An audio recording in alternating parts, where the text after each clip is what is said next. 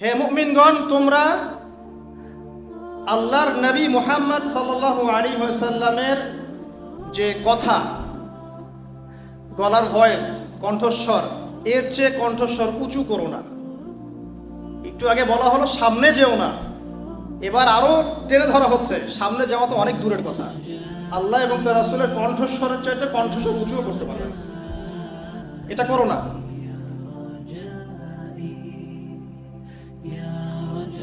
ওয়ালা তাজহারু লাহ, এবং তার সাথে উচ্চ স্বরে কথা বলো না। বিল কওলি কাজাহরি বা'দিকুম লিবা'দ, তোমরা একে অপরের সাথে যেভাবে কথা বলো সেভাবে তার সাথে কথা বলো না। আন তাহবাতু আমালুকুম ওয়া আনতুম লা তাশউরুন, যদি এই কাজটা তোমরা করো তাহলে তোমাদের আমলনামা বিনষ্ট হয়ে যাবে, তোমরা টেরও পাবে না। দ্বিতীয় আয়াতের নাউযুবিল্লাহি মিন যালিক, দ্বিতীয় আয়াতের হেদায়েতটা শুনুন। আল্লাহ পাক বলছেন, প্রথম আয়াতে বলছেন সামনে যেও না আল্লাহ এবং তার রাসূলের কোনো বিষয়েই। দ্বিতীয় আয়াতে আল্লাহ পাক বলছেন নবীর কণ্ঠস্বরের চাইতে কণ্ঠস্বর উঁচুও করবে না, এবং তোমরা আপোষে যেভাবে কথা বলে একে অপরের সাথে, নবীর সাথে এরকম ভয়েসে কথা বলবে না। তাহলে যে নবী সাল্লাল্লাহু আলাইহি ওয়াসাল্লামের কণ্ঠস্বরের চেয়ে কণ্ঠস্বর উঁচু করলে বা তার সাথে আপোষে আমরা যেভাবে কথা বলি সেইভাবে কথা বললে আমলনামা বিনষ্ট হয়ে যাবে, সেই নবীর সুন্নাহ এড়িয়ে অন্য কোন আদর্শ লালন করলে কি আমলনামা টিকবে? যেখানে আল্লাহ পাক বলছেন তার কণ্ঠস্বরের চেয়ে কণ্ঠস্বর উঁচুও করবে না, সেখানে আমরা যদি নবীর সুন্নাহ বাদ দিয়ে অন্য কোনো সুন্নাহ ফলো করি, অন্য কোনো আদর্শ ফলো করি, তাহলে কি আমাদের আমলনামা আদৌ টিকবে? প্রত্যেক বিবেকবান মানুষ এটা বুঝতে সক্ষম।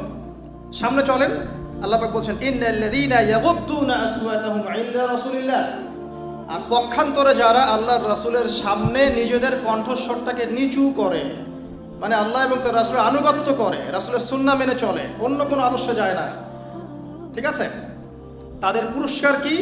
আল্লাহ পাক বলছেন উলাইকাল্লাযীনা ইমতাহানাল্লাহু কুলুবাহুম লিত্তাকওয়া, এরাই সেই মানুষ যাদেরকে আল্লাহ পাক পরীক্ষা করে বাছাই করেছেন যাতে আল্লাহ তাদের কলবের মধ্যে তাকওয়া ঢেলে দিতে পারে। কথা বুঝতে পারছেন? আমরা যে বলি না যে তাকওয়াই সবকিছুর মানদণ্ড, ওয়াত্তাকুল্লাহ, আল্লাহকে ভয় করো, ইন্না আকরামাকুম ইনদাল্লাহি আতকাকুম, তোমাদের মধ্যে সবচেয়ে সম্মানিত সে ব্যক্তি যে বেশি মুত্তাকি। কিন্তু আমরা একটা বিষয় বুঝতে পারি না যে তাকওয়া অর্জন করব কিভাবে। শুধু কি নামাজ পড়লেই তাকওয়া অর্জন হবে? শুধু রোজা রাখলেই হবে? শুধু হজ করলেই হবে? শুধু যাকাত দিলেই হবে? আসলে তাকওয়া কিভাবে অর্জন করব, যেটা পরকালে নাজাতের মানদণ্ড, কিভাবে অর্জন করব? এই আয়াতের সলিউশন দেয়া আছে। সেটা হলো আল্লাহ এবং তার রাসূলের, এখানে রাসূল সাল্লাল্লাহু আলাইহি ওয়াসাল্লামের গলার ভয়েসের কথা বলা হয়েছে, তার সামনে নিচু হয়ে থাকবে, অবনত থাকবে, মানে আত্মসমর্পণ করবে। তার গলার ভয়েসের চেয়ে উঁচু করো না, তার সুন্নতের বাইরে যেও না। এক কথায় জীবনের প্রতিটা ক্ষেত্রে কোনো ব্যক্তি যদি আল্লাহ রাসূল সাল্লাল্লাহু আলাইহি ওয়াসাল্লামের সুন্নাহর উপর থাকতে পারে, এর সামনে আত্মসমর্পণ করতে পারে, তাহলে আল্লাহ পাক ওই ব্যক্তির কলবে তাকওয়া ঢেলে দিবেন ইনশাআল্লাহ। শুধু তাই নয়, আল্লাহ পাক আরো বলছেন লাহুম মাগফিরাহ, তাদের জন্য আছে ক্ষমা, আল্লাহ পাক তার পক্ষ থেকে ক্ষমা করে দিবেন। ওয়া আজরুন আযীম, এবং ওয়া আজরুন আযীম, এবং মহান পুরস্কার। আযীম শব্দটা আমরা কিন্তু রুকুতে বলি সুবহান রাব্বিয়াল আযীম। আপনারা কয়েকদিন আগে একটা ছবি দেখেছিলেন মহাবিশ্বের, আমি বলেছিলাম একটা লেকচারে এগুলো সব প্রথম আসমানের অন্তর্ভুক্ত। এর উপর দ্বিতীয়, তৃতীয়, চতুর্থ, পঞ্চম, ষষ্ঠ, সপ্তম আসমান আছে। 7টা আসমানের উপরে আছে কুরসি, ওয়াসিআ কুরসিয়ুহুস সামাওয়াতি ওয়াল আরদ, তার উপরে আছে মহাসাগর যার গভীরতা 500 বছরের পথ, তার উপরে আছে আরশে আযীম। আর আল্লাহ রাব্বুল আলামিন আরশের উপরে, মহান আরশ বহন করে নিয়ে আসবেন কিয়ামতের মাঠে 8 জন ফেরেশতা, মাত্র 8 জন। তো সুবহান রাব্বিয়াল আযীম, পবিত্র আমার রব যিনি মহান। মহান কথাটা, আযীম কথাটা কত বিশাল অর্থে আসতে পারে কোরআনে, এখানে বুঝতে পারছেন। আল্লাহ পাক এখানে বলছেন যে তাদের জন্য যারা রাসূলের সামনে কণ্ঠস্বর নিচু করে, মানে তার আনুগত্য করে, তার সামনে আত্মসমর্পণ করে, তার সুন্নাহ মেনে চলে, তাদের জন্য মাগফিরা আছে, ক্ষমা, এবং আজরুন আযীম, মহান পুরস্কার আছে। কোন পুরস্কার? যা কোনো চোখ দেখে নাই, কোনো কানও শোনে নাই, কোনো মন কল্পনা করতে পারে না। আল্লাহ পাক আমাদের সবাইকে নসিব করুন, আমিন। তাফসীরে এসেছে যে রাসূল সাল্লাল্লাহু আলাইহি ওয়াসাল্লামের সামনে একবার আবু বকর এবং ওমর রাদিয়াল্লাহু আনহুমা তারা ছিলেন। একটা বিষয়ে মাশওয়ারা হচ্ছে, তো আবু বকর সিদ্দিক রাদিয়াল্লাহু আনহু বলছেন যে বনু তামিম গোত্রের কাকা আল তামিমি তাকে আমির নিযুক্ত করা হোক। আর উমর রাদিয়াল্লাহু আনহু আরেকজন সাহাবীর নাম বলছেন। এই নিয়ে উভয়ের মাঝখানে একটু কথা কাটাকাটি হলো। আর এক পর্যায়ে তাদের গলার ভয়েসটা একটু উঁচু হয়ে গেল, সামান্য একটু উঁচু, যেমনটা আমাদের হয়। তখন এই আয়াতগুলো নাজিল হয়। এরপর থেকে ওমর রাদিয়াল্লাহু আনহু এত নিচু স্বরে নবীর সামনে কথা বলতেন যে নবী সাল্লাল্লাহু আলাইহি ওয়াসাল্লামকে আরেকবার জিজ্ঞাসা করতে হতো, কি বললাম। আরেকজন সাহাবী সম্পর্কে এমনই একটা বর্ণনা এসেছে, সেই সাহাবী ঘরের মধ্যে বেশ কয়েকদিন থেকে অবস্থান করছেন, বাইরে আসেন না।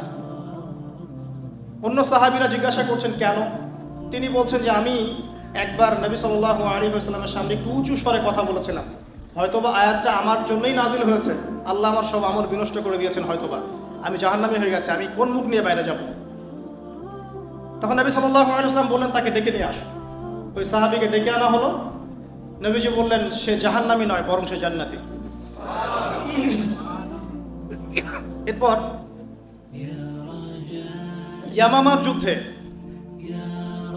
ইয়ামামার যুদ্ধে এই সাহাবী শহীদ হন। 4 নম্বর আয়াতে আল্লাহ পাক বলছেন প্রথম 3 আয়াতের পরে, নিশ্চয়ই যারা হে নবী মুহাম্মদ সাল্লাল্লাহু আলাইহি ওয়াসাল্লাম তোমাকে হুজুরাতের পিছন দিক থেকে ডেকেছে। মানে নবী সাল্লাল্লাহু আলাইহি ওয়াসাল্লামের ছোট ছোট হুজরা ছিল, কক্ষ ছিল, এরকম 9টা কক্ষে তার 9 জন স্ত্রী থাকতেন মসজিদে নববীর ঠিক পাশে। তো একদল বেদুইন মানে আরবের গ্রাম্য কিছু মানুষ, তারা একবার দুপুর বেলা এসেছিল নবী সাল্লাল্লাহু আলাইহি ওয়াসাল্লামের কাছে। তাকে না পেয়ে তারা ঘরের বাহির থেকে তাকে ডাকা শুরু করেছিল জোরে জোরে, হে মুহাম্মদ সাল্লাল্লাহু আলাইহি ওয়াসাল্লাম বাইরে আসুন, বাইরে আসুন, এবং বলা শুরু করেছে। নবী সাল্লাল্লাহু আলাইহি ওয়াসাল্লাম মনে মনে একটু অস্বস্তি বোধ করেছেন, কিন্তু মুখে কিছু বলেন নাই, মুখে তাদেরকে কোনো কটু কথা বলেন নাই, কিন্তু আল্লাহ পাক সেই অস্বস্তির অবস্থাটা বুঝতে পেরেছেন। আল্লাহ পাক বলছেন যে নিশ্চয়ই যারা তোমাকে এই হুজুরাতের পিছন থেকে ডাকে আকসারুহুম লা ইয়াকিলুন, তাদের বেশিরভাগের আকল নাই, বেশিরভাগের জ্ঞান নাই। মানে তারা একটু গ্রাম্য মানুষ, তাদের এত ভদ্রতাবোধ নাই। ওয়ালাউ আন্নাহুম সাবারু হাত্তা তাখরুজা ইলাইহিম লাকানা খায়রুল লাহুম, যদি তোমার বের হওয়া পর্যন্ত তারা অপেক্ষা করত, তুমি নিজে বের হয়ে আসবে এই পর্যন্ত তারা অপেক্ষা করত, তাহলে এটা তাদের জন্য বেশি ভালো হতো। আল্লাহ পাক এইভাবেই বললেন। তারপরে বলছেন যে লাহুম খায়রুল লাহুম আল্লাহু গফুর রহিম, আল্লাহ পাক পরম করুণাময়, অসীম দয়ালু। এখানে এই 2টা আয়াতের মধ্যে একটা নাসিহা আছে। একদল মানুষ যারা কিছুটা আকলহীন ছিল, তারা নবী সাল্লাল্লাহু আলাইহি ওয়াসাল্লামকে এভাবে ডাকা শুরু করলো। নবীর মনের কষ্ট আল্লাহ বুঝতে পারলেন, আয়াত নাজিল করে দিলেন, কিন্তু নবী সাল্লাল্লাহু আলাইহি ওয়াসাল্লাম নিজের মুখে কিছু বলেন নাই।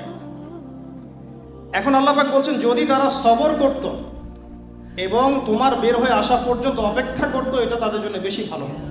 এখানে খেয়াল করে দেখেন যে যে মানুষগুলো এই কাজটা করেছিল তারা কিছুটা আকলহীন এবং কিছুটা জাহেল প্রকৃতির।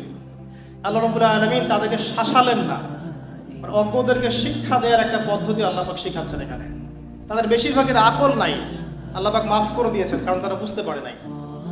ঠিক এরকম একটা আয়াত সূরা ফুরকানের মধ্যেও আছে রহমানের বান্দাদের সম্পর্কে, যে ওয়াইদা খাতাবাহুমুল জাহিলুনা ক্বালু সালামা। রহমানের বান্দা তারাই, তাদের একটা বৈশিষ্ট্য হচ্ছে যখন তারা জাহেলদের সাথে মোলাকাত করে বা জাহেলরা তর্ক করতে আসে, তারা বলে সালামা, তোমাদের সাথে আমরা তর্ক করতে চাই না, সালামুন আলাইকুম, তোমাদের উপর শান্তি বর্ষিত। এখানে আমরা একটা ইসলামিক সোসাইটির নাসিহা পাচ্ছি, শিষ্টাচার পাচ্ছি। একটা কথা আমি বলতে ভুলে গিয়েছিলাম এর আগে, সেটা হলো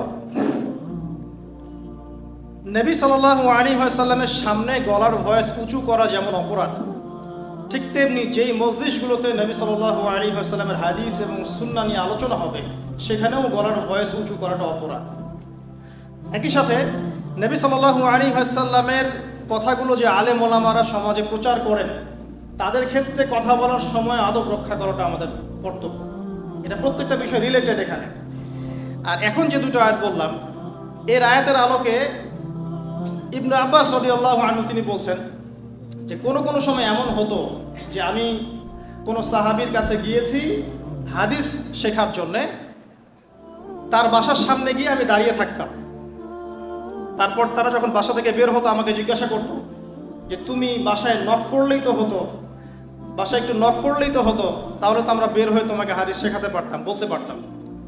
তখন আব্দুল্লাহ ইবনে আব্বাস রাদিয়াল্লাহু আনহু তিনি বলতেন যে এই আয়াতটা আমাকে বাধা দেয়, যে আয়াতটা নবী মুহাম্মদ সাল্লাল্লাহু আলাইহি ওয়াসাল্লাম সম্পর্কে নাজিল হয়েছে, আর যেহেতু আলেমগণ নবীদের উত্তরাধিকারী ওয়ারিস, এই জন্য কোনো আলেমের কাছে গিয়ে জ্ঞান শেখার জন্য আমি অপেক্ষা করতে পছন্দ করি যতক্ষণ না সে বের হয়ে আসে। আর আমাদের সোসাইটির মধ্যে দেখবেন যে আলেম ওলামার উপর মানুষের আচরণ কেমন। কোনো কোনো ক্ষেত্রে দেখা যায় এমন যে একজন ইমাম, একজন খতিবকে মসজিদ কমিটির কাছে জিম্মি হয়ে থাকতে হচ্ছে। কখনো এমন হয় না? কখনো দেখা যায় একটা মাদ্রাসার পরিচালনা কমিটির কাছে একজন মাদ্রাসার প্রিন্সিপালকে জিম্মি হয়ে থাকতে হচ্ছে। আর এখানে আল্লাহ পাক কি শিক্ষা দিচ্ছেন, যে নবী সাল্লাল্লাহু আলাইহি ওয়াসাল্লামের বাসার পিছন থেকে তাকে উচ্চস্বরে ডাকাটাকে তিনি অপছন্দ করছেন, এবং সাহাবায়ে কেরাম আমল করে দেখাচ্ছেন এভাবে, তারা আলেমদের বাসার সামনে গিয়ে দাঁড়িয়ে থাকতেন যতক্ষণ না তারা বের হয়। এই তাজিম না থাকলে দিনের জ্ঞান অর্জন করা যায় না। আসলে ভক্তি, শ্রদ্ধাবোধ, তাজিম এগুলো না থাকলে দিনের জ্ঞান অর্জন করা যায় না। আল্লাহ পাক আমাদেরকে তৌফিক এনায়েত করতে হবে। এরপরে খুব ইম্পর্টেন্ট কিছু আয়াত আসবে, এগুলোর দিকে আমি বেশি ফোকাস করতে বলছি। আল্লাহ পাক বলছেন 6 নম্বর আয়াতে, ইয়া আইয়ুহাল্লাযীনা আমানু, হে মুমিনগণ। এই জায়গা থেকে খুব ভালো করে শোনেন, মূল সূরার ফেসটা এখান থেকে শুরু হচ্ছে। ইয়া আইয়ুহাল্লাযীনা আমানু, হে মুমিনগণ। সবাইকে বলা হচ্ছে হে মুমিনগণ। ইন জাআকুম ফাসিকুম বিনাবাইন ফাতাবায়ানু, তোমাদের কাছে যদি কোনো ফাসিক বা পাপাচারী কোনো সংবাদ নিয়ে আসে, যে কোনো খবর, হে মুমিনগণ তোমাদের কাছে যদি কোনো ফাসিক বা পাপাচারী ব্যক্তি কোনো সংবাদ নিয়ে আসে, যে কোনো খবর নিয়ে আসে, ফাতাবায়ানু, সেটা আগে ভালো করে তদন্ত করে পরীক্ষা করে দেখো। আগে বিশ্বাস করো না এবং আগে কোনো ইনিশিয়েটিভ নিও না, ওই তথ্যের উপর ভিত্তি করে কোনো কাজ করে বসো না। আগে তোমরা খবরটাকে যাচাই বাছাই করে দেখো। কেন? আন তুসিবু কওমান বিজাহালা ফাতুসবিহু আলা মা ফাআলতুম নাদিমিন। হতে পারে ওই খবরটা বিশ্বাস করে নেওয়ার ফলে অজ্ঞতা বশত তোমরা এমন কিছু করে বসবে যার ফলশ্রুতিতে তোমরা পরবর্তীতে নিজেরাই অনুতপ্ত হবে। কথা কি বুঝতে পারছেন ভাই? আচ্ছা, এক্সাম্পল দেই তাহলে বুঝতে সুবিধা হবে। বিশ্বের সবচেয়ে মিথ্যা বলা, মিথ্যা প্রচার করা এবং মিথ্যা প্রতিষ্ঠায় সর্বশ্রেষ্ঠ যে জগৎ, যে সভ্যতা, তার নাম পশ্চিমা সভ্যতা। মিথ্যার উপরে তো পিএইচডি করা আছে। তো এই মিথ্যার উপর একটা পিএইচডির একটা অংশ ছিল। একবার হঠাৎ করে তারা বলল যে ইরাকে সাদ্দাম হোসেন নামে একজন ব্যক্তি আছে, আমি তার পার্টির কেউ না, আমি এক্সাম্পল দিচ্ছি। তো সেই ব্যক্তির কাছে মারণাস্ত্র আছে, নিউক্লিয়ার ওয়েপন্স আছে, ইত্যাদি ইত্যাদি। কি করতে হবে? এখন তাকে আক্রমণ করতে হবে। আক্রমণ করা হলো। অল্প কিছুদিনের মধ্যে ইরাক ম্যাসাকার, হাজার হাজার মানুষ মারা গেল, লক্ষ লক্ষ নারীকে ধর্ষণ করা হলো। আবু গারিব কারাগারের মধ্যে মেয়েদেরকে উলঙ্গ করে পর্নোগ্রাফিতে বাধ্য পর্যন্ত করা হয়েছে। তার সবাই মুসলিম ছিলেন। আর আমরা এখানে বিষয়টা এভাবে দেখেছি, না ওরা তো শিয়া, আমরা তো সুন্নি, আমরা কেন ওদের ব্যাপারে কথা বলতে যাব? বুঝতে পারেন না কথা? ওরা তো শিয়া, আমরা তো সুন্নি। কিন্তু যারা ওদেরকে মেরেছে ওরা এই হিসাবটা করে নাই, এই হিসাবটা আমরা করেছি। ঠিক ইয়েমেনের বাচ্চাগুলোকে যখন বোম মেরে হত্যা করা হচ্ছিল কয়েকদিন আগেই, ইভেন এখনো চলছে, আমরা বলছি না ওরা তো শিয়া। ওই বাচ্চাগুলো কি বোঝে শিয়া আর সুন্নির কি আছে? কার টাকায় অস্ত্র কিনে, কার ঘাড়ে বন্দুক রেখে ইয়েমেনে হামলা করেছে? আর কে হামলা করেছে? কে হামলা করেছে? কখনো এই বিষয়টা নিয়ে কথা বলতে যায় না, আপনি খারাজিটা খেয়ে যাবেন। খবরদার, খবরদার। তো একটা এক্সাম্পল দিতে গিয়ে এখানে আসলাম। ইয়েমেনের বাচ্চারা বোঝে শিয়া সুন্নি কি জিনিস? ওখানে লক্ষ লক্ষ মানুষ যে খাদ্যের অভাবে মারা গেল তারা বোঝে শিয়া সুন্নি কি জিনিস? আর যারা হামলা করেছে তারা কি অমুসলিম না মুসলিম? সুবহানাল্লাহ। তো ইরাকের এই অবস্থাটা ব্যাখ্যা করছিলাম। এই আয়াতের টাটকা দলিল দিচ্ছে আপনাকে।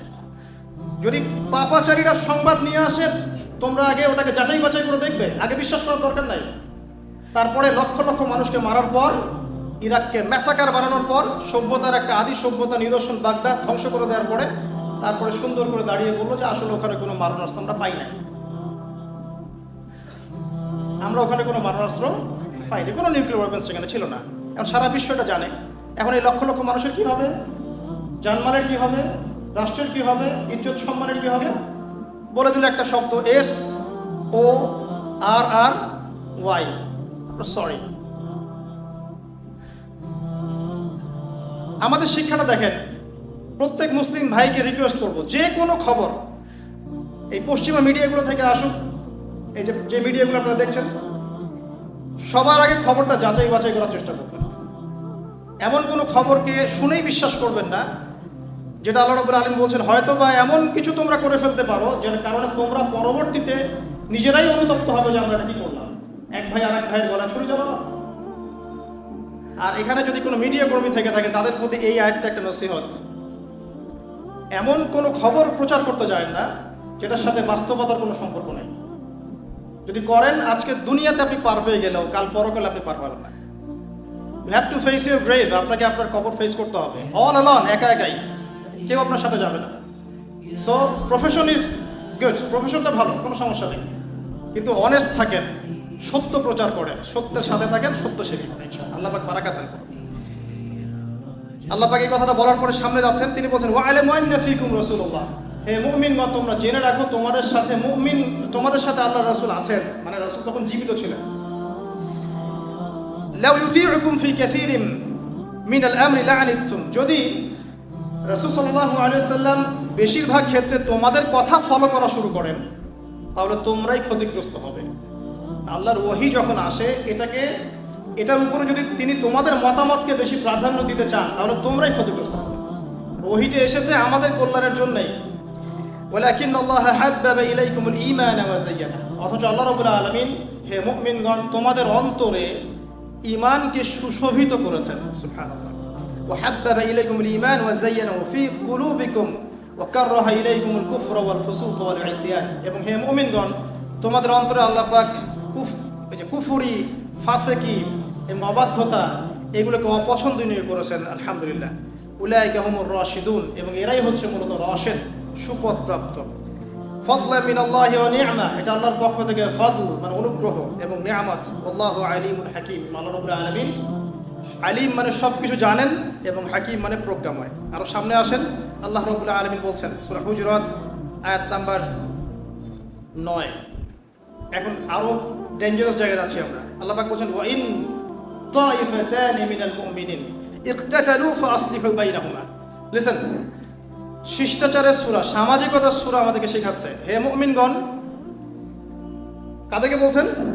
মুমিনদেরকে। হে মুমিনগণ, যদি তোমাদের মধ্যে দুটো দল আপোষে একে অন্যের বিরুদ্ধে যুদ্ধ করে বা লড়াই করে বা একে অন্যের বিরুদ্ধে লেগে থাকে, ওয়া ইন তাইফাতানি মিনাল মুমিনিন ইকতাতালু, মানে দুটো মুমিন দল একে অপরের এগেইনস্টে যদি যুদ্ধ করে বা লড়াই করে ইত্যাদি, তোমাদের কাজ কি তখন?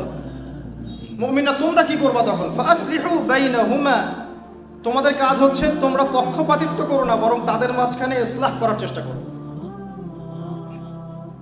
কথা কি বুঝতে পারছেন?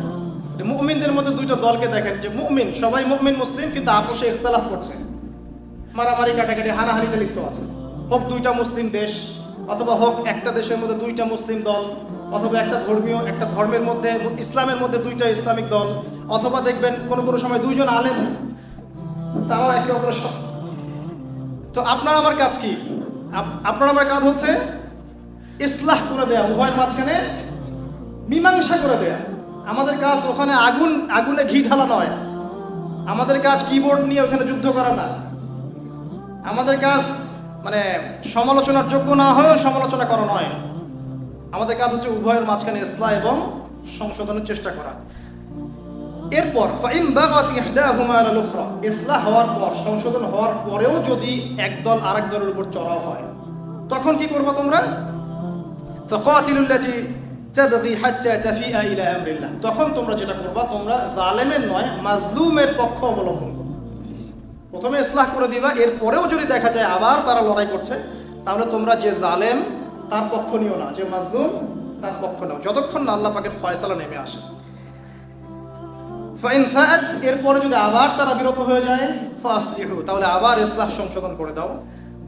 ফাসলিহু বাইনাহুমা বিল আদল উভয়ের মাঝখানে ইসলাহ করে দাও আদলের সাথে। আদল মানে হচ্ছে ন্যায়, ন্যায় বিচারের সাথে উভয়ের মাঝখানে ইসলাহ করো। ওয়া আকসিতু, এবং তোমরা সুবিচার করো। ইন্নাল্লাহা ইউহিব্বুল মুকসিতিন, নিশ্চয়ই আল্লাহ রাব্বুল আলামিন সুবিচারকারীদেরকে ভালোবাসেন। এই আয়াতটার তাফসীর পড়তে গিয়ে আমি একটা হাদিস পেয়েছিলাম যে যারা সুবিচার করবে পৃথিবীতে, যাদেরকে আল্লাহ পাক বিচার করার ক্ষমতা দিয়েছেন, পলিটিক্যাল পাওয়ার দিয়েছেন, যারা সুবিচার করবে, হাদিসে এসেছে যে কিয়ামতের মাঠে আল্লাহ রাব্বুল আলামিন রহমান, মানে আল্লাহ রাব্বুল আলামিনের একটা নাম রহমান, রহমানের ডান দিকে নূর বা আলোর কিছু সিংহাসন থাকবে। এই সিংহাসনে আল্লাহ পাক তাদেরকে বসাবেন। তাদেরকে বসাবেন যারা সুবিচার করবে, যাদেরকে আল্লাহ পাক বিচার করার ক্ষমতা দিয়েছেন যে কোনো সেক্টরে। তারা যদি সুবিচার করে, যে ন্যায় বিচার করে আল্লাহকে সন্তুষ্ট করার জন্য, আল্লাহ রাব্বুল আলামিন কিয়ামতের মাঠে তাদেরকে নূরের মিম্বর দান করবেন আল্লাহ পাকের ডান দিকে, একদম ডান দিকে। আল্লাহ পাক আমাদের সবাইকে সুবিচার করার তৌফিক দান করুন। কেন মুমিনদের মাঝখানে ইসলাহ করতে হবে তার পরের আয়াতেই এর ব্যাখ্যা দেয়া আছে। আল্লাহ পাক বলেন ইন্নামাল মুমিনুনা ইখওয়া, তোমরা মুমিনদের মাঝখানে সুবিচার কেন করবে? কারণ মুমিনরা তো পরস্পর ভাই ভাই।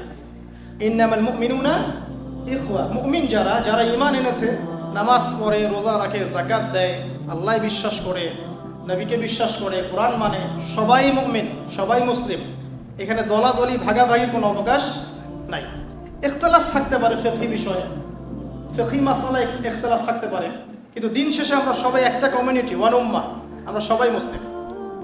যারা মুসলিম উম্মার ওয়ান উম্মাহ কনসেপ্ট থেকে মুসলিমদেরকে সরিয়ে দিতে চায় এবং বিভিন্ন দল এবং সাম্প্রদায়িকতা ক্রিয়েট করতে চায়, সামাজিকভাবে এদেরকে বয়কট করবেন, একদম সোশ্যালি এদেরকে বয়কট করবেন। মুসলিম উম্মার মধ্যে হাজারটা ইখতিলাফ থাকতে পারে, হাজারটা মতবিরোধ থাকতে পারে, তারপরেও দিন শেষে আমরা সবাই মুসলিম। যারা মুসলিম উম্মার মাঝে সাম্প্রদায়িকতা সৃষ্টি করতে চাবে এদেরকে মার্ক করবেন এবং প্রত্যেকটা জায়গা থেকে বয়কট করবেন, আদারওয়াইজ আপনি উম্মার কল্যাণ করতে পারবেন। কিছু কথা আমি স্ট্রেট ফরওয়ার্ড বলছি, আল্লাহ পাক আমাদেরকে আমল করার তৌফিক দান করুন। ইন্নামাল মুমিনুনা ইখওয়া, নিশ্চয়ই মুমিনরা ইখওয়া, পরস্পর ভাই ভাই, পরস্পর ভাই ভাই। ফাসলিহু বাইনা আখাওয়াইকুম, তোমরা তোমাদের ভাইদের মধ্যে ইসলাহ করো, সংশোধন করো। ওয়াত্তাকুল্লাহ, তোমরা আল্লাহকে ভয় করো। লাআল্লাকুম তুরহামুন, যাতে করে তোমাদের প্রতি রহম করা হয়। আল্লাহ রাব্বুল আলামিন সামনে গিয়ে আরো বলছেন ইয়া আইয়ুহাল্লাযীনা আমানু, আবারো হে মুমিনগণ, লা ইয়াসখার কওমুম মিন কওমিন আসা আন ইয়াকুনু খায়রাম মিনহুম। আল্লাহ পাক বলছেন কোন কওম, একটা সম্প্রদায় যেন আরেকটা সম্প্রদায়কে নিন্দা তিরস্কার না করে, আন্ডারএস্টিমেট না করে। একজন ব্যক্তি আরেকজন ব্যক্তিকে বা একটা কওম আরেকটা কওমকে কখনো যেন আন্ডারএস্টিমেট না করে, তুচ্ছ তাচ্ছিল্য না করে। কারণ হতে পারে যাকে তুচ্ছ করা হচ্ছে সেই ব্যক্তি আল্লাহর কাছে বেশি কবুলিয়াত পেয়েছে, সে হয়তো তোমার চেয়ে উত্তম, তুমি জানো না। এই রোগটা আমাদের সমাজে নাই? আমরা সবাই জান্নাতের সার্টিফিকেট পেয়ে গেছি এমন মনে হয় না? সবাই মনে করে যে আমি হকপন্থী, সবাই বাতিল, এমন একটা ভাব নিয়ে চলি না আমরা? অনেকেই চলি।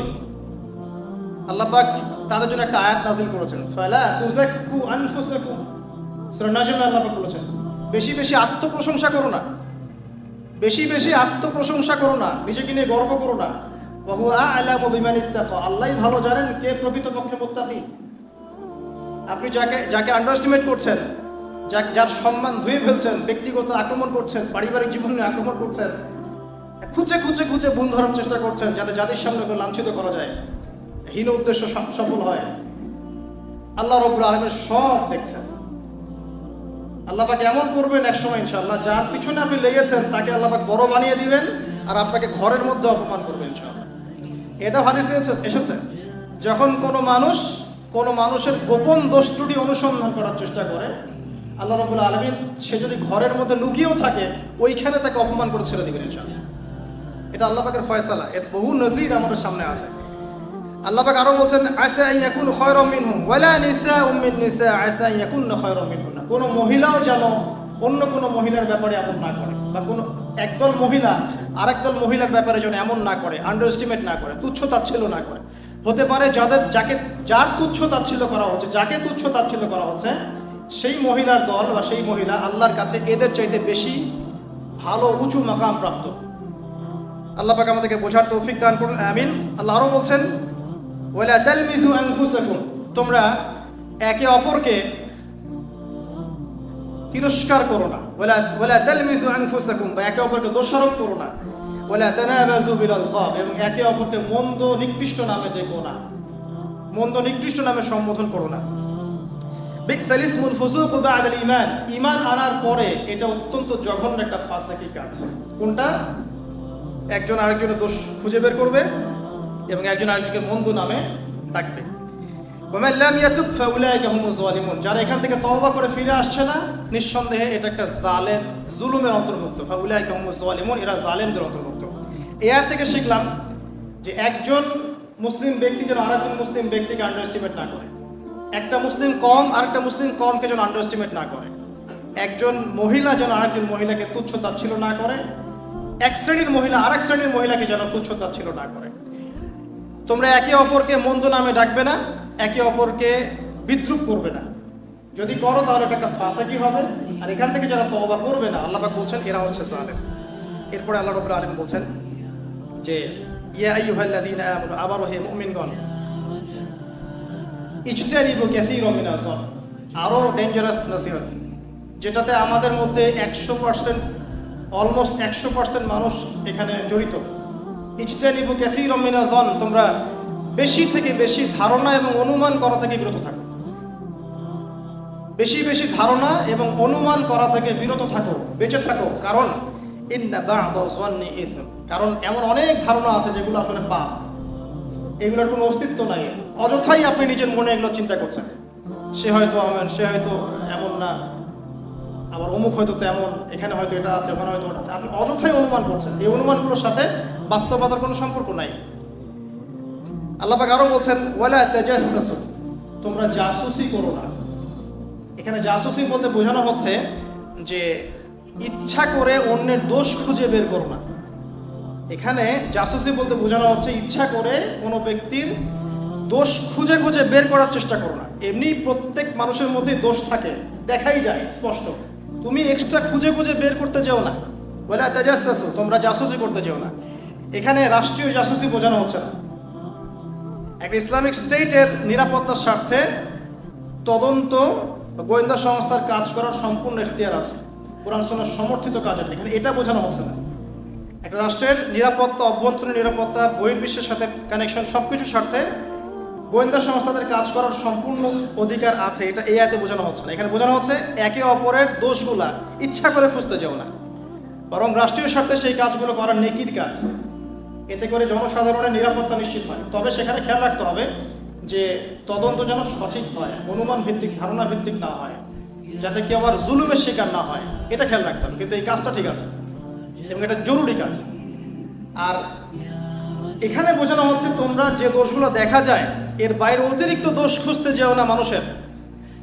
আপনার মধ্যে হয়তো এমন কিছু দোষ আছে যেটা আমি জানি না, এটা জানার জন্য ওত পেতে থাকার দরকার নেই, এটা তাজাসসু বলা হয়। তোমরা এভাবে জাসুসি করো না। আরো কি করো না, ওয়ালা ইয়াগতাব বা'দুকুম বা'দা, এক ভাই আরেক ভাইয়ের গীবত করো না। গীবত আপনারা জানেন, নবীজিকে বলা হয়েছে কি গীবত? তিনি বলেছেন তোমার ভাই সম্পর্কে এমন কথা বলা যা তার অনুপস্থিতিতে বললে সে যখন শুনবে সে কষ্ট পাবে। সাহাবীরা বললেন যদি তার মধ্যে সেই দোষ থেকে থাকে তাহলে? নবীজি বললেন যদি তার মধ্যে সেই দোষ থাকে তাহলেই তো তুমি তার গীবত করলে, আর যদি তার মধ্যে সেই দোষ না থাকে তাহলে তুমি তো তাকে অপবাদ দিলে। তো অলমোস্ট এভরিবডি আমরা এখন এই রোগে আক্রান্ত। আল্লাহ পাক আমাদেরকে এই রোগ থেকে হেফাজত করুন। এই রোগের একটা সুফল পাবে যার গীবত করা হচ্ছে সেই ব্যক্তি। কিরকম? ধরেন আপনার গীবত করেছে অনেক মানুষ এবং আপনার কাছে ক্ষমাও চায় নাই, যার যোগ্য আপনি ছিলেন না। এখন কিয়ামতের মাঠে উঠে দেখবেন যে অনেক নেকি অটোমেটিকলি আপনার আমলনামে যুক্ত হচ্ছে। কিভাবে? যে এই মানুষগুলো আপনার গীবত করেছিল, আপনি তার যোগ্য ছিলেন না, আপনার উপর জুলুমটা হয়েছে। আল্লাহ পাক সেদিন আপনাকে নেকি দিবেন ইনশাআল্লাহ, ওদের আমলনামা থেকে নিয়ে আপনাকে দিবেন। এই জন্য পার্সোনালি আমাকে গীবত করলে আমি খুব খুশি হই, আলহামদুলিল্লাহ কিছু নেকি পাওয়া যাবে ইনশাআল্লাহ, কারণ এই বিষয়টার সাথে আমি জড়িত না। মাশাআল্লাহ। তো আল্লাহ পাক আমাদেরকে গীবতের মহামারী থেকে বেঁচে থাকার তৌফিক দান করুন। আল্লাহ পাক বলছেন যে তোমরা কি একে আইয়ুহিব্বু আহাদুকুম আইয়াকুলা লাহমা আখিহি মাইতান ফাকারিহতুমুহু, তোমরা কি তোমাদের মৃত ভাইয়ের গোশত ভক্ষণ করতে পছন্দ করবে? ফাকারিহতুমুহু, তোমরা তো এটাকে অপছন্দ করো। অতএব গীবতকে আল্লাহ পাক এখানে মৃত ভাইয়ের গোশত খাওয়ার সাথে তুলনা করেছেন। এখন দেখেন না যে কাক কাকের গোশত খায় না, অনেক সময় দেখা যায় এক আলেম আর এক আলেমের গোশত খাচ্ছে, দেখেন না? এখনকার যুগ এমন চলছে। কাকো কাকের গোশত খায় না, মুসলিম মুসলিমের গোশত খায়, মুমিন মুমিনের গোশত খায়। কোনো কোনো ক্ষেত্রে দেখবেন এক দাড়ি টুপিওয়ালা লোক আরেক দাড়ি টুপিওয়ালা লোকের গোশত খাচ্ছে। এমন অনেক মানুষ জুলুমের শিকার আছে এই সমাজে, যাদের পিছনে এমন মানুষ কাজ করেছে যারা দেখতে ওই মানুষের মতোই। কথা বুঝতে পারছেন না? এমন অনেক মানুষ জুলুমের শিকার হয়েছে এই সমাজে, হচ্ছে প্রতিনিয়তই, যাদের পিছনে এমন মানুষ আছে যে ওই মানুষের মতোই দেখতে। সমাজদার কে লিয়ে ইশারা কাফি।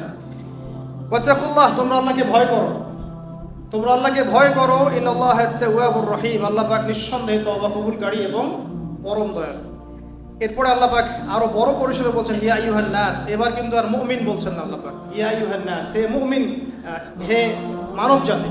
ইয়া আইয়ুহান নাস, হে পুরো মানব জাতি। এখানে আর মুমিনদেরকে নিয়ে কথা বলছেন না, পুরো মানব জাতিকে বলছেন। ইন্না খালাকনাকুম মিন যাকারিন ওয়া উনসা, হে মানব জাতি, তোমাদেরকে আমি সৃষ্টি করেছি একজন পুরুষ একজন নারী থেকে। ইন্না খালাকনাকুম মিন যাকারিন ওয়া উনসা ওয়া জাআলনাকুম শুউবা ওয়া ক্বাবাইলা লিতাআরাফু, হে মানব জাতি, তোমাদেরকে আমি সৃষ্টি করেছি একজন পুরুষ একজন নারী থেকে, আদম এবং হাওয়া থেকে। অতঃপর তোমাদেরকে বিভক্ত করে দিয়েছে বিভিন্ন কবিলা এবং দলে উপদলে, জাতিতে, কবিলায়, গোত্রে বিভক্ত করেছে। কেন? লিতাআরাফু, যাতে তোমরা একে অপরের সাথে পরিচিত হতে পারো। ভাষার পার্থক্য থাকবে, রঙের পার্থক্য থাকবে, সংস্কৃতির পার্থক্য থাকবে, রুচি অভ্যাসের পার্থক্য থাকবে, ভৌগোলিক পার্থক্য থাকবে, বাট পরিচিত হওয়ার জন্য তোমাদেরকে আমি এভাবে বিভক্ত করেছি, গর্ব ফখর করার জন্য না। কারণ আল্লাহর কাছে সম্মানের মানদণ্ড এগুলো নয়, ভাষা, বর্ণ, রং, জাতীয়তাবাদ, এগুলো সম্মানের মানদণ্ড নয়। কি মানদণ্ড? ইন্না আকরামাকুম ইনদাল্লাহি আতকাকুম, তোমাদের মধ্যে আল্লাহর কাছে সবচেয়ে বেশি সম্মানিত সেই ব্যক্তি যে ব্যক্তি তোমাদের মধ্যে সবচেয়ে বেশি মুত্তাকি, শেষ, যার তাকওয়া বেশি, সে তোমাদের মধ্যে আল্লাহর কাছে সবচেয়ে বেশি সম্মানিত। হোক সে গরিব বা ধনী বা সাদা বা কালো বা যে কোনো ভৌগোলিকতার, যে কোনো জাতীয়তাবাদের, যে কোনো ভাষার বা যে কোনো রঙের। আল্লাহ রাব্বুল আলামিন সামনে আরো বলছেন ক্বালাতিল আ'রাবু আমান্না, আমরা শেষ করে দিচ্ছি, আর দু তিনটা আয়াত আছে। ক্বালাতিল আ'রাবু আমান্না, হে নবী, আরবরা বলে, আরবের যারা বেদুইন ছিল তারা বলে যে আমরা ঈমান এনেছি, আমরা ঈমান এনে ফেলেছি। কুল লাম তুমিনু, হে নবী আপনি বলে দিন তোমরা ঈমান নিয়ে আসোনি, তোমরা প্রকৃত অর্থে ঈমান নিয়ে আসোনি। ওয়ালাকিন কুলু আসলামনা, বরং তোমরা বলো যে আমরা কেবল ইসলাম কবুল করেছি, মানে কেবল কালেমার সাক্ষ্য দিয়ে মুসলিম হয়েছো, এখনো পরিপূর্ণ ঈমান তোমাদের কলবে ঢোকে নাই। ওয়ালাম্মা ইয়াদখুলুল ঈমানু ফি কুলুবিকুম, তোমাদের কলবের মধ্যে এখনো ঈমানের সব লেভেল প্রবেশ করেনি। ওয়া ইন তুতিউল্লাহ ওয়া রাসূলাহ, তবে তোমরা যদি আল্লাহর আনুগত্য করো এবং তার রাসূলের আনুগত্য করো, লা ইয়ালিতকুম মিন আমালিকুম শাইআ, তাহলে আল্লাহ পাক তোমাদের আমলের কিছুই বিনষ্ট করবেন না। মানে আল্লাহ এবং তার রাসূলের আনুগত্য করলে পরে তোমরা প্রকৃত অর্থে মুমিন হবে ইনশাআল্লাহ। আল্লাহ পাক তোমাদের আমল বিনষ্ট করবেন না। ইন্নাল্লাহা গফুরুর রহিম, নিশ্চয়ই আল্লাহ রাব্বুল আলামিন পরম করুণাময় এবং অসীম দয়ালু। এবার আল্লাহ বলছেন যে আসলেই মুমিন কারা। 15 নম্বর আয়াতে আল্লাহ বলছেন ইন্নামাল মুমিনুনা আল্লাযীন, নিশ্চয়ই মুমিন তারাই যারা, নিশ্চয়ই মুমিন তারা যারা আমানু বিল্লাহি ওয়া রাসূলিহি, যারা আল্লাহর প্রতি ঈমান নিয়ে এসেছে এবং তার রাসূলের প্রতি ঈমান নিয়ে এসেছে।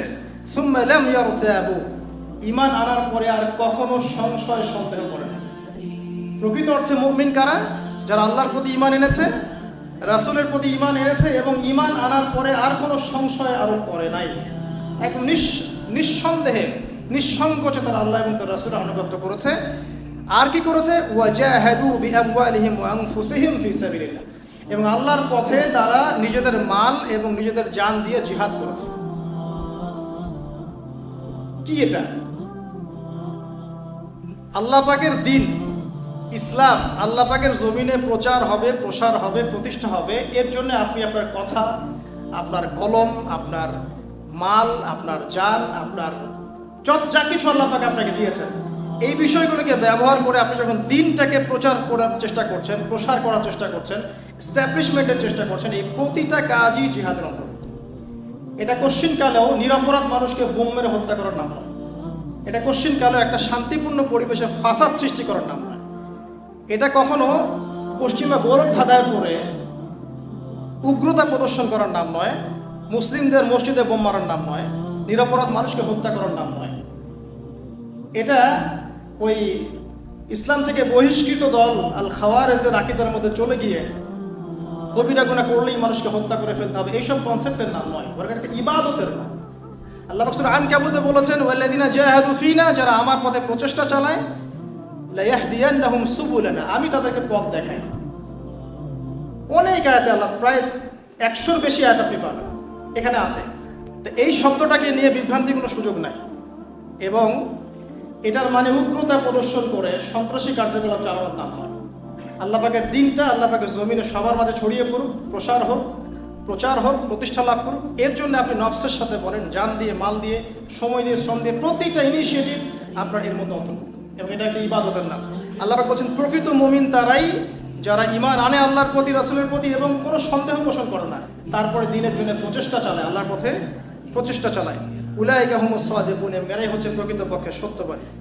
আল্লাহ পাকের পরের আয়াতে বলছেন, কুল আতুআল্লিমুনা আল্লাহ বিদীনিকুম, তোমরা কি, হে নবী বলে দিন, তোমরা কি আল্লাহকে তার দিন শেখাতে চাচ্ছ? তোমরা কি আল্লাহকে তার দিন শেখাতে চাচ্ছ? ওয়াল্লাহু ইয়ালামু মা ফিস সামাওয়াতি ওয়া মা ফিল আরদ, অথচ আল্লাহ পাক আসমান জমিনের প্রতিটা বিষয় সম্পর্কে জ্ঞাত আছে। সেই সত্তাকে কি তোমরা দিন শেখাতে চাচ্ছ, যে সত্তা আসমান জমিনের প্রত্যেকটা বিষয় সম্পর্কে অবগত? আল্লাহু বিকুল্লি শাইইন আলিম, আল্লাহ পাক প্রত্যেকটা বিষয় সম্পর্কে জ্ঞানী। শেষের দুটো আয়াত আল্লাহ পাক বলছেন, ইয়ামুন্নুনা আলাইক, এক শ্রেণীর মুসলিমের চরিত্র আল্লাহ পাক এখানে উন্মোচন করছেন। ইয়ামুন্নুনা আলাইকা আন আসলিমু, কিছু মানুষ ইসলাম কবুল করেছে বলে তোমার সামনে এমন একটা ভাব প্রকাশ করে যে তোমার প্রতি অনেক ইহসান করে ফেলেছে।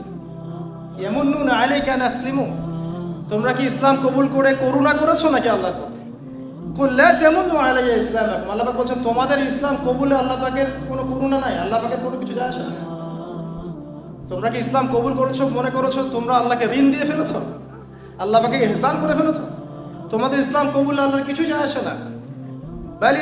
বালিল্লাহু ইয়ামুন্নু আলাইকুম আন হাদাকুম লিল ঈমান, বরং আল্লাহ পাকই তোমাদের উপরে ইহসান করেছেন, করুণা করেছেন, যে আল্লাহ পাক তোমাদেরকে ইসলাম কবুলের তৌফিক দিয়েছেন।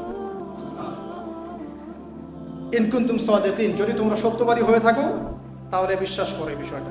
ইন্নাল্লাহা ইয়ালামু গায়বাস সামাওয়াতি ওয়াল আরদ, নিশ্চয় আল্লাহ রাব্বুল আলামিন গায়েবের সমস্ত বিষয় জানেন, আসমান জমিনের গায়েবের সমস্ত বিষয় জানেন। আল্লাহু বাসীরুম বিমা তা'মালুন, আল্লাহ রাব্বুল আলামিন সবকিছু দেখেন তোমরা যা করছো। এই কথাটা বলে আল্লাহ পাক সূরাটাকে শেষ করেছেন।